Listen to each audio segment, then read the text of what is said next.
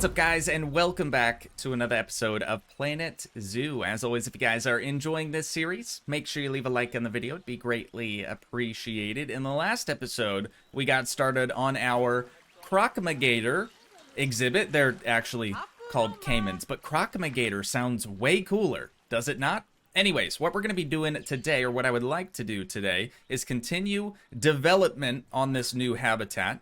And what I really want to do is actually something that one of you suggested down in the comments. So, hold that thought. We have a spectacled caiman who has a critical infection that is undiagnosed. Okay, that's not good. Vet is already requested. We're going to try to expedite that, if at all possible. Still moving around just fine, getting to the food okay. But yeah, disease is now life-threatening. Well, we don't even know what we need to be researching because it's undiagnosed. So maybe our vet can tell us a little bit more about this disease? Diseased animal discovered, okay. Infected with salmonellosis. They got salmonella. That's what it is. Too much salmon, right? That's totally what that means. So let's pop back in here real quick. We're going to take our vet off of the spectacled caiman, and we're going to move them now onto the salmonellosis disease, so we can hopefully learn a bit more about that, because since it's a life-threatening disease, we want to cure that animal as soon as possible. Hopefully that's going to help us out. But as I was saying, or beginning to say, we need to recreate a similar type of educator setup, sort of stilted, almost floating over here, just above the canal. And Inspector has just arrived at the zoo. Thankfully, that one diseased or infected caiman or crocomagator is no longer in the exhibit, so that shouldn't give us any negative points there. But what we need to do here is grab this path, and I'm just going to bring it up a little bit. It doesn't need to be a specific height, I guess. Now, really the only important thing here is that we have it sort of center in between this large gap in the fence. Wait, is the crocomagator already healed? Lucas, you brute! He cannot be beaten by any disease. Okay, so we don't even need to be researching that one disease now. So far, so good here, I think. The only thing is, it's not perfectly center how I would like it. I guess if we were to connect that up, that might be okay. Let's get rid of that, and we'll just try to bring it over straight. Oh, do I have connect to, yeah, snap to barriers is on. There we go. Okay, now we can bring that out. One more click over there, and one more over here. I want it fairly straight. Now that we've done that, we're going to be able to just simply connect it up right there. And now on this side of the fence, it's going to get a little hairy. It's going to be a bit weird. First, actually, let's pause it so our staff doesn't get super mad. We're just going to kind of move that out there. Doesn't really matter for right now, and we can get rid of these paths, and we'll sort of have to start over, but it's for the best. So now we're just going to start snaking this path around, and I actually want it to go down. So let's try to drop it down here. There we go. Now that's going to get rid of that, like, border around it. And then this, we're going to turn on snap to barrier once again. Snap alongside barrier. And now just bring this all the way out to there. Oh, that's going to be a weird junction, isn't it? There we go.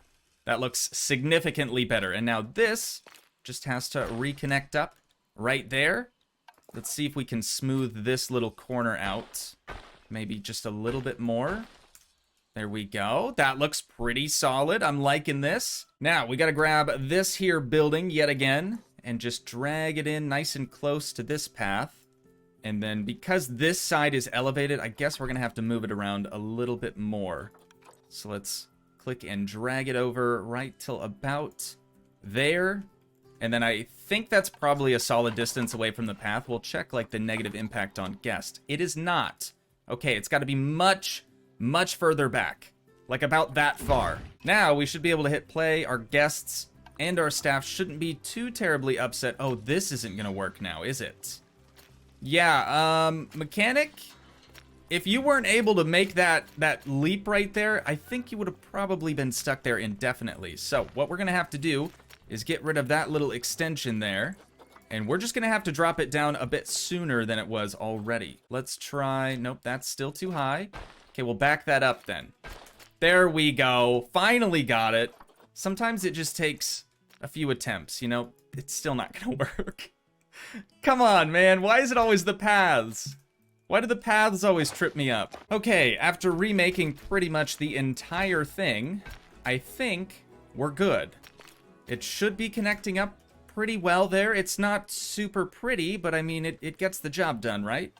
And now over here, we could actually move this building a little bit more. And you know what? We're gonna have to, because of the negative impact on the guests. I think that is probably as close as we're gonna be able to get that building to that main path. So now, once again, we're just gonna add a little bit of a staff path around here. I went ahead and tried to smooth out this path section as best I could. It's still not the greatest, but ultimately I do think it's gonna get the job done just fine. So, we do have a mechanic in here, which is good because the glass was getting very, very brittle and just sort of breaking. But since it has been a little while since we've seen that mechanic, I think we should probably get another one. We only have 2 right now, and we're gonna want somebody on actually researching stuff that we're gonna be able to use around the zoo. So, let's head to staff, and let's grab ourselves another mechanic. We're just gonna drop them down right there. The other one's just kind of freaking out and ran away for some reason. Back into where you came from. Good.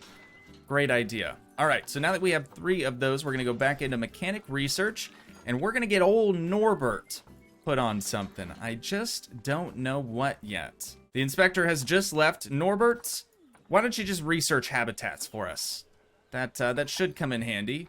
That research is also complete, and then we will take a look and see what the inspector has said. Hopefully they're satisfied. Education facilities still 1 star. All right, but Habitat 5, 1, and 4 are only 3 habitats at the moment. All have 5 stars regardless. So, happy to see that. But back to this thing. I'm hoping more education out here for this species will maybe improve that score overall, but we'll have to wait and see. So, what I want to do here is align this to a grid. This is going to be a little bit larger than the other one we have over at the aviary. I'm just going to go ahead and snag that seating as well, so we can place it down over here, see what it's actually going to look like. These I can't, like, drag and drop with the advanced move tool. You just sort of have to freehand place these down, which kind of is a bummer, but I understand why we wouldn't be able to do that. You know, something like this, the guests are actually going to interact with and stuff. So we've got those in place. That's looking pretty solid. Now, we've got to snag our railing from over here as well. If it will let me select the stuff. We've got the main straight railing just on the back of those seats. Now, we just have to grab the angled one for the actual stair portion of this thing. I could just get these, you know, from the catalog or from the store. But then I got to actually, like, search for them when they're already out in the world. Why wouldn't I just go over and grab them? You know, way easier, way faster. And there we go. Now that we have the seating in place, you can kind of see that it's not really center with the opening in the fence here. And I really want to change that. I want it to look as nice as possible. So we're going to pause things just so I don't get distracted while I do this.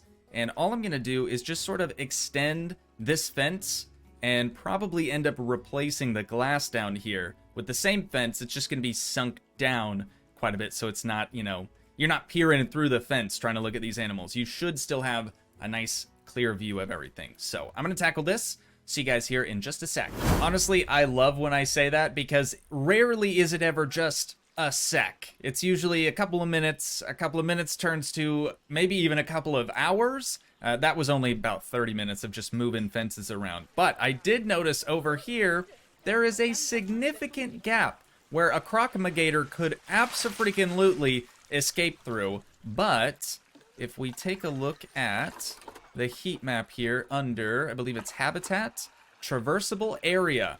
For whatever reason, they're not able to climb that very, very gradual slope of rock there. So I guess that's a good thing. Additionally, I thought about adding in a similar fence in place of the glass, but I kind of decided against that because trying to do that angle around there and then have it line up with these other two fences here on either side, it's just not feasible. So I really do like the look of this. It's one of those ones that you probably wouldn't want to take your young kids to, though, because there's not really anything holding them back. I mean, they could just boop right over that thing and be crocomagator food before you know it. I really do like what we have going on, though, so far. I think it's looking very, very nice. Now, because I had to move some of the fences around, I kind of had to put the fence over top of the existing path, so all I'm going to do here is just move the stuff that's there out the way,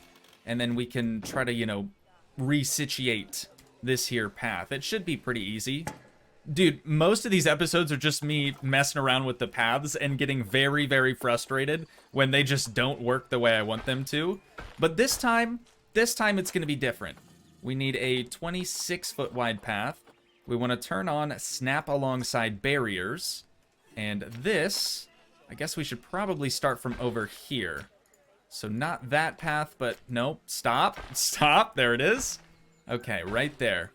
That's what we needed. Perfect. Okay, I think that actually looks pretty good. It's not as straight as I was hoping for, but I think it'll get the job done nonetheless.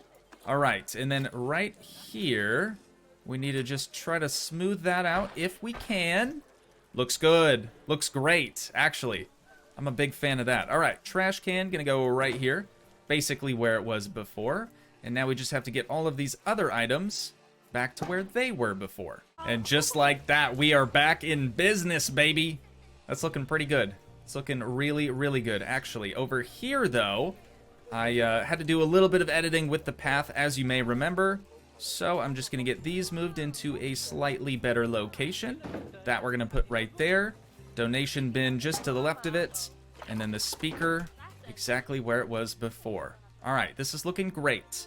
Let's grab another one of these bad boys and place it down on that end. And then we'll probably actually need 2 more of these. We'll place them on either ends here. That's not gonna work. Okay, right there is fine. This one, we're gonna end up deleting. Oh no. Oh no, this is so sad, you guys. We have our educator out here ready to give a talk, and there's no one in the stands. Wow, he's gotta feel like quite the bum at the moment. Wait. We could have some guests? No, they're gonna stop right at the fence. Okay, go figure. Sorry, buddy. This just isn't your month, I guess. You're supposed to be doing this in January, dude. It's November. We've got a little bit more vet research complete here on the crocomagator. Of course, we'll just keep letting that ride out. And then eventually we're going to have to go back to our Asian small-clawed otters, and we can start working our way through our smaller exhibit species shortly after. But it looks like a couple of people are starting to join our poor guy over here. He's just so bored. So bored. He has 0 energy, but he is going to give the greatest talk ever for these crocomagator, I'm sure. He's good at his job. Oh, dude, and the guests are getting a show. Yolanda and, what was his name? James? Was your name James? I can't remember. They're about to, mingle here. Lucas. Where did James come from? Lucas and Yolanda are now expecting offspring. There we go. All right, buddy, you don't want to, like, walk into your girlfriend or your wife there. That's not right. That's just rude. A whole metric butt ton of trash has already started to accumulate over here next to the stands. So I'm just going to add a trash can right there. Then we need a recycling bin, which should be somewhere around here. Oh, wait, we've got them here, don't we? There we go.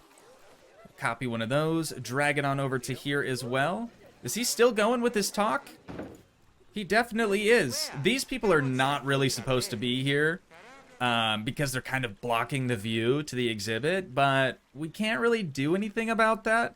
I have it set so that guests cannot be standing for these talks. Now that dude's talk is over, I kind of want to shift our attention onto making this floating path thing look a little bit more realistic, just to look a little bit nicer overall. And I think I'm going to sort of steal the design from these stilted buildings because I really like the separation between the wood and then the plaster and then the wood on the bottom. Also kind of like the poles, so we might be ripping off this entire thing What would be the easiest way to do this? Just duplicate the entire thing and drag it on out here, try to get it into position. We don't need the entire building, though, is the problem. Let's see if we could at least rotate it around so it matches the same angle. And then we might be able to... Ooh, we might be able to use this entire pad. Yeah, this will totally work. Just kind of unfortunate that we're going to have to place down this entire building in order to pretty much delete most of it. Not everything like I just accidentally did, but we'll get rid of the building on the top side, and all we'll be left with now will be the sort of supports underneath. A few moments later. I've been working on trying to make this just one big massive pad now for so long that we actually have even more vet research complete on the crocamigators once again, so we'll keep that rolling. But I think now we're at a place where we could at the very least start to try to lower this thing down and make it look all pretty and whatnot. We don't want the plaster to show through, though. We want the we want that path to remain. So these we're gonna have to get rid of. Kind of figured we'd have to do something like that anyways, but that looks really cool. That looks really, really cool.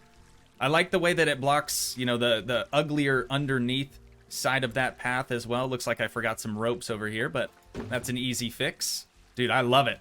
I love it. I think we done did good here. Which, this really just goes to show, if you made something that you really, really like and you want to try to use it in another area of your zoo, you can totally do that. I mean, yeah, it sort of looks the same as the other buildings, but it still has its, you know, subtle differences that it doesn't just look like you just copied and pasted it and moved it somewhere else, you know? There we go, though, dude. There we go. All right, and now we actually have a little bit more of a railing on the backside of this thing, too. So hopefully no kiddos go swimming with the crocamigators. That just probably wouldn't be pretty. On the inside of this exhibit, though, it does look like our fence is just sort of clipping through that new foundation that we just made. So, oh, the inspector was here and gone already? All right, we're going to have to check on that here in just a moment. I think that looks just a little bit better. There is a slight gap now on this side and probably on the other side as well, but I don't think it's super noticeable. I'm actually cool with that. Okay, inspector. How did your inspecting go? Education facilities? 2 stars now, you guys. 2 whole stars. That's huge. It's been really, really difficult for us to get past 1, so I'm happy to see that. We have very high amounts of litter all around our brand spanking new area. It looks like one of our caretakers is trying to get around to it quick as they can. Let's try to help him out a little bit by adding just 2 more trash cans right there and right there. I think that'll probably help. Then on the opposite side, we haven't really done anything with the, like, middle section of the zoo here. We're gonna place just 2 recycling cans, or recycling bins. That should be plenty. What do we got over here? High amounts of litter, okay. Yeah, we just saw that. We've got some more research. Now, this is actually our mechanic research on the habitats. So we're going to leave old Norbert researching that. And hopefully we'll have some new stuff for these habitats here in no time. I'm loving this, though, you guys. I'm absolutely loving this. It's really, really coming together. Now, I don't think I want to use this color scheme, though. This is definitely better suited for over at the aviary. So let's try to switch this around just a little bit. I think I'm going to try to match the wood color to the same color of wood that's on the underside, like that foundation that we just built. See if that looks a little bit nicer. Yeah, I dig that. I'm going to keep the gray because the concrete just, it looks nice like that, you know? This poor guy, though, dude. This poor guy is so exhausted. I have to get him a friend to help him out, because he's not going to last much longer doing this all by himself. Now we have Anissa Dawes. She is going to another animal talk. Hopefully they're not going to the same one. We'll probably have to give them both their own work zone here before too long, but for right now, I'd say they're probably a big chillin'. Dude, the Caimans had Bebe? Dude, the Caimans had Bebe, and I didn't even get a notification about it. Oh my lord. Okay, let's click on the habitat here so we can see a total animal list. They had 5 Bebe, you guys. That's insane. That's actually insane. Okay, so do we still have enough room for all of you in here? Are you still happy in things? The view from the spectacled Caiman from here is not great at all. Excuse me? There's literally like 360-degree viewing of these suckers. And you're not satisfied? I know the habitat's pretty barren. I'm gonna add some decor here at the very end of things today, so don't you freak out. Let's upgrade their food quality to grade 2. That's going to be $2,100 a feed, which is very expensive. Let's check in with Yolanda and see how she's doing. Oh yeah, we've still got plenty of land available, plenty of swimming area, and actually adjusting the fence over on this side actually gave them a bit more land than they used to have. So hopefully they appreciate that. All right, so now that they have successfully had Bebe, very, very happy for these two parents, I think we're probably ready to start sprinkling in a bit of plant decoration. So I'm going to tackle that.